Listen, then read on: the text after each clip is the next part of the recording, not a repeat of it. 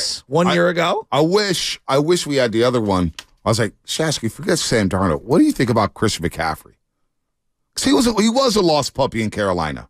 The NFL needed Christian McCaffrey out of there. There's no lies. And the Niners got him up out of there. And people want to say running backs don't matter. Go ask the San Francisco 49ers. What did their run game look like when Christian McCaffrey got compromised? Okay? Christian McCaffrey, 1 year. 1 year ago today, the 49ers traded for Christian McCaffrey. There's not one person in the Bay Area who's like, the only way that trade is justified is a Super Bowl. Like, it's already been a grand slam. You remember the picks they gave up for him? Second, third, fourth. Nobody cares. I do, but nobody cares. Yeah, I know. No, I don't care. I know. I remember too. But my point is, everybody's talking about the picks. Nobody's brought up the picks. Has anyone even talked about their second round pick this year from Penn State? No. Who hasn't played at all? And he may be good down the line, but Aaron Banks didn't play his entire first year. People thought he was a buck. Who cares? The picks be damned. You got Christian McCaffrey. Which kind of brings me to another point. They ain't winning a Super Bowl without Christian McCaffrey. Not even close. Like, come on. We can admit it. And we all like Purdy. I don't think they're winning a Super Bowl with a lot of quarterbacks and no CMC, right? So this isn't a Purdy conversation. This is a CMC conversation. They need to get this man right. Well, you better get him right because since he arrived in Week 7 of 2022, he arrived in Week 7 and played in that Chiefs game. Ever since he arrived, he's number 1 in scrimmage yards, number 1 in touchdowns, number 2 in yards after contact, number 2 in rushing yards. He's 5 yards per carry. He's third among running backs with at least 100 carries. 87 receptions at the running back position. That's first in the league, and that's 21st overall. 702 receiving yards. First among running backs. 169 receiving yards after contact. That's first among running backs. 9th overall. 83 rushing first downs. 127 first downs. 40 carries at 10-plus yards, 13 carries at 20-plus yards. That's first in the league. And the first downs is also number 1. 41 explosive plays, 10-plus rushing yards, 10-plus rushes, or 20-plus catching, first in the league. And he's second overall in the fantasy points. And, a lot of people took Justin Jefferson number 1 overall in their fantasy leagues. I had a number 2 pick in the league, and I was begging for the number 1 guy to take Justin Jefferson because I wanted CMC. So running backs still matter. Running backs get touches. And you take Christian McCaffrey out of this offense. Not as explosive, right? How many people are national pundits waiting to see what Brock Purdy looks like minus CMC? Wow. I like Josh Jacobs a lot. He was, I think, the leading rusher in the NFL last year. Yeah. Everybody loves Devontae. Now, I know the systems are different. Jimmy don't look the same without CMC.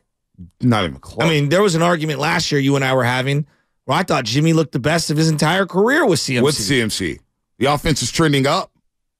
So if you don't think people are going to view Brock Purdy a certain way this upcoming Monday if CMC doesn't play, I think you're in denial. Did we not see what Brock Purdy looked like without CMC last week in Cleveland? Yeah. Because there was about 4 to 5 no throws. Let's be real. There was a lot. Let's be real. Now we're here. You know what? Now we're here.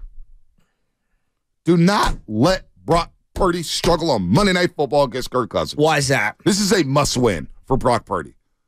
Because if he struggles, that Cincinnati game the next week will be the biggest game of Brock Purdy's career. Not the Cowboys game in the divisional round, not the Philadelphia game, not the Seattle game. That Bengals game would be the biggest of his career if he was to struggle on Monday. Now, I'm not trying to speak that into existence, but if he doesn't play well this week lay against out Minnesota, the hypothetical. The hypothetical is this. He doesn't play well this week against Minnesota. Kirk Cousins steals the show. They end up pulling an upset. So now they're at 5-2. They're at 5-2. And you got a big game against Cincinnati. Heading into the bye with Jacksonville on the other side. And Jacksonville only plays 1 game in 23 days. So they're going to be a fresh team coming off a bye week. Etienne looks phenomenal. Looks great. Loved Etienne. Speaking of running backs mattering. Yeah, he matters. Ask Jacksonville. Ask the AFC South. I love that Ask laugh New Orleans. that you do before you go to a next. Keep going. I love that little. Yeah, it's like the setup laugh. It's like the villain in the movie. Brock Purdy struggles for the next 2 weeks, and I don't care if CMC is in a lineup or not. Now, that's a couple guys I've heard talk about Sam Darnold. Paul Allen talked about the 1-2 punch. Sam Darnold could throw from the right hash to the left boundaries. Don't let Brock Purdy struggle the next 2 weeks. You think that people are going to be caping up for Darnold to play? They would be asking for Darnold. I mean, all the body of work this guy's done already, you think people are going to jump ship after 3 weeks? Not only will people jump ship, you don't think Kyle Shanahan's going to have second thoughts? I'm telling you. I don't know why we haven't found this clip yet. But it's tough to find it because I can't find it. Shannon Sharp, a few weeks ago, said, because he's been down on Purdy, said he's a system quarterback, can't do whatever. Shannon Sharp, who played for Mike Shanahan, he went out first take, said, I've known Kyle since I was 12. I played for Mike Shanahan. I won 2 Super Bowls with Mike Shanahan. Known him a long time. The one thing I know about the Shanahans is they don't have patience, especially at the quarterback position. Well, I think we're also sleeping on Minnesota this week when it comes to their DNs. You know, Hunter's coming. This is a big test for him. They blitz a lot in the minutes. And Brian Flores is the D coordinator who came over from New England. And going back to your comments about Kyle and Brock Purdy, I think Kyle was very frustrated for a variety of reasons. His offensive line was getting the crap kicked out of him. Brock was really slow in that game. It was a bad game. Everyone's entitled to a bad game. Brock was not good in that game. He wasn't. You watch it back, he was not good. It doesn't get better. He threw a lot of passes behind receivers. He looked, for the first time I can remember, especially when I watched it back a couple times, like a deer in the headlights. And I think that elite pass rush can do that to a lot of great players. I'm not here to say that he's great or terrible. Or a great defense can do that to a lot. Yep. But to your point, you do that for a couple of weeks. Shanahan and patience, man. Shanahan and patience. The play-by-play announcer for the 49ers, Greg Papa, he doesn't go on rants just to go on rants. He's got some intel from somebody. And he was saying, Sam Darnold's arm talent is elite. Now, do I believe that? No. I'm not high on Sam Darnold. Well, the Niners are. But the Niners are. He said, don't let Sam Darnold learn this playbook. Because Sam could be coming. Sam could be closer. I forget the exact phrasing of it, but Sam is a lot closer to Purdy than we all think. That's what the play-by-play announcer said for the 49ers. He also said Brendan Allen is battling with Trey Lance for the number 3 spot, and Brendan Allen could have a job over Trey Lance. And what do you know? He has a job over Trey Lance. So you and I did a lot of hypotheticals, and we're just kind of playing. I'm just saying. I know how this fan base works. We're talking. Yeah, I know how this fan base works. I have no problem with it. People laughed at me when I said, hey, there's going to be a controversy with Nick Mullins if he wins this game. And it happened. And what happened? Yeah. What happened? So hear me on this one. We were talking about, how much of a runway does Brock Purdy have? Boy, this feels like we're talking runways after that game against Cleveland, and now you've got this game against Minnesota, given the lack of healthy bodies, and then you've got the Bengal game, and then the bye. This will test the relationship. This couple-week stretch, to me, is going to test the relationship of how much faith does the head coach who called the quarterback the real deal, how much leeway does he have on him? Does he back him? Does he defend him? Does he can they get through these couple weeks and get some wins? Because I'm telling a 3-game losing streak heading into the bye, that's going to test relationships. That's going to test faith. What have we learned about Kyle Shanahan? What have we learned about Kyle Shanahan in the 7 years with the 49ers? Is he a patient head coach? No. When it comes to the quarterback spot? I mean, he gets angry at wide receivers and running backs and the like. I mean, he gets mad at quarterbacks left and right, too. So it's just something to think about, roasters. And you can think we're crazy. I'm sure some of you are. But it's okay to say Brock Purdy had a bad game. It's almost like you say Brock Purdy has a bad game and this mob comes after you. Well, what if I said this? What if that game, let's hypothetically, he has that game for 4 or 5 weeks? This is a Super Bowl team.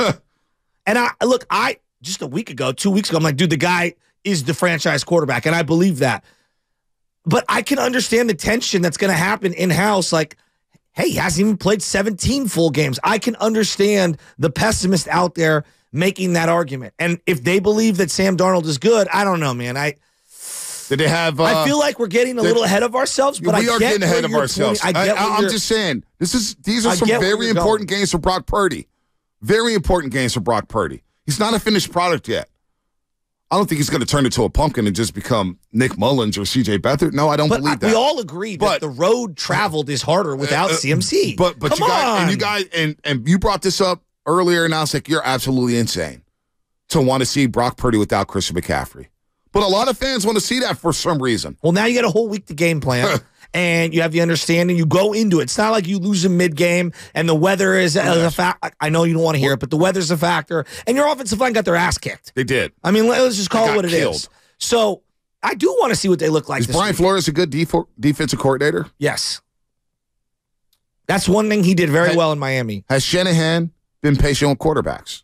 Was he patient with Trey Lance? It sure feels like up until the embrace, the very initial embrace of Jimmy Garoppolo, this is the most confident and relaxed he's been with a quarterback throughout his tenure of the Niners. Yeah.